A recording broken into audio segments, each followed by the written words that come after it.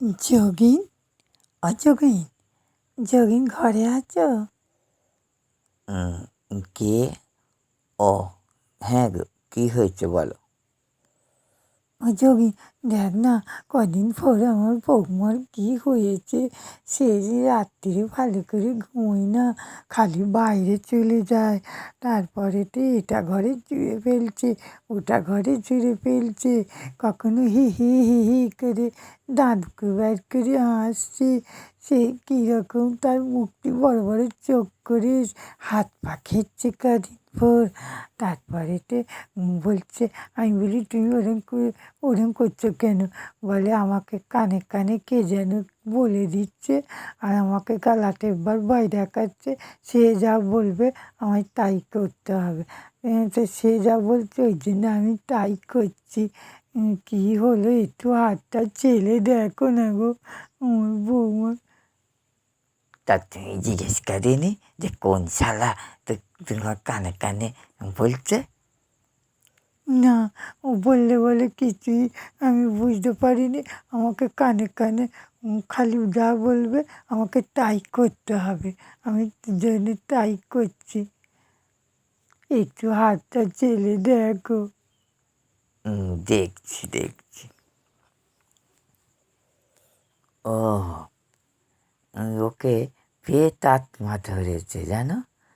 ওই কোনো অবঘেটে মরা টরার হয়তো হাওয়া লেগেছে, তাই ওর সঙ্গে ঘরে ঢুকে এসে, তাই ওকে যা বলছে ও তাই করছে। ও বাবা গো, ওকে তো তাহলে ভূতে ধরেছে। দেন সেই প্রেতাত্মাকে ছাড়াতে হবে।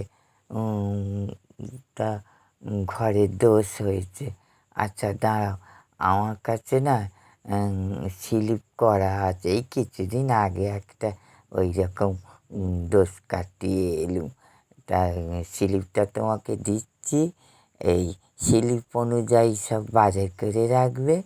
আমি কাল পরশু গিয়ে দোষ কাটিয়ে আসবো ঘরে। হ্যাঁ, এই স্লিপটা দাও। এই নাও দাদু, কালকেরে আমার মা স্লিপটা নিয়ে গেল ঘরে দোষ কাটাবার জন্যে। তুমি স্লিপে অত কিছু কী লিখেছ?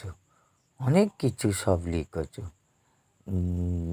10 কেজি 10 রকম ফল, তারপরে বড় বড় 4টে কুমড়ো, বড় বড় 4টে বাঁধাকপি, 5 কেজি আলু, 5 কেজি চাল, তারপরেতে 1 কেজি ছোলা, আর তারপরেতে 4টে শাড়ি, 4টে ব্লাউজ, 4টে গামছা, 4টে ধুতি, 4টে পাঞ্জাবি, আর তারপরে 500 গোবিন্দভোগ চাল, 100 কাজু, 100 কিশমিশ, 100 ডালচিনি, সব 100 100 করে লিখেছ।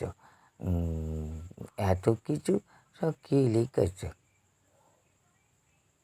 তা দোষ কাটাতে যা লাগবে তাই তো লিখেছি। হ্যাঁ, ওই যে 10 কেজি ফল লিখেছি, 10 রকম। তা 10 রকম ফল এই একটা একটা করে কুচিয়ে সব দিবি, আর আমি ওইটা ফুঁ দিয়ে মন্ত্র পড়ে দেবো। ওইটা সব ঘরে খাবি, সবাই ভালো থাকবি। আর বাদ বাকি ফল সব রেখে দিবি। আর এই দোষ কাটাতে 4 কোণে দেবার জন্যে 4টে করে সব লিখেছি। তা 4 কোণে 4টে শাড়ি, 4টে 4টে ধুতি পাঞ্জাবি, এইসব 4টে 4টে করে 4 কোণে দিতে হবে। 4টে কুমড়ো, 4টে সব কিছু 4টে 4টে করে লিখেছি। 4 কোণে দিয়ে ঘরের দোষ কাটাতে হবে। তারপরেতে উনি কুমড়োর ছক্কা খেতে ভালোবাসে, তাই কুমড়োর ছক্কা সব লিখেছি। উনি বাঁধাকপির চচ্চড়ি খেতে ভালোবাসে, তাই বাঁধাকপির চচ্চড়ি লিখেছি। পায়েস খেতে ভালোবাসে, তাই পায়েসের ষড়যন্ত্র লিখেছি। তাই তো এখনো কত কিছু লেখাই হয়নি। গাজরের হালুয়া খেতে ভালোবাসে, চাটনি খেতে ভালোবাসে। কত আর ঠিক করবি বল, কতটাই বাদ দিয়েছি। ওইগুলো সব দিতে হবে রে মানু। ও ও যা খেতে ভালোবাসে তাই সব দিতে হবে, নাহলে ঘর থেকে যাবে কী করে। আর ওরা দুই স্বামী স্ত্রী, তাই শাড়ি টাড়ি সব লিখেছি, দুজনকেই দিতে হবে। দুজনের মন না খুশি করলে কী করে হবে বল। ওই একজন পাবে আর একজনকে না দিলে সে আবার এসে তোর বউকে ধরবে। আর এই যে তোর বউকে যা বলছে তাই করছে সে। কোনদিন তোদের বলবে এখন ওদের গলা টিপে মেরে ফেল, তোর স্বামীকে শাশুড়িকে, তখন তো তাই করবে বল। আগে তুই পাপ বিদায় কর ঘর থেকে। আর তারপরেতে সব এই দুদিন আমার হাতে টাইম আছে, দুদিনের মধ্যে সব জোগাড় করবি। আচ্ছা দাদু, তুমি যে সব এত কিছু লিখেছ, এগুলো কি সব ওই প্রেতাত্মাই নেবে? এগুলো সব তুমি পুঁটলি বেঁধে নিয়ে চলে আসবে? তোর মনে এত হিংসা কেন রা? আমি দোষ কাটাবো? আমি ওইগুলো নেবো নি তো কে নেবে বল?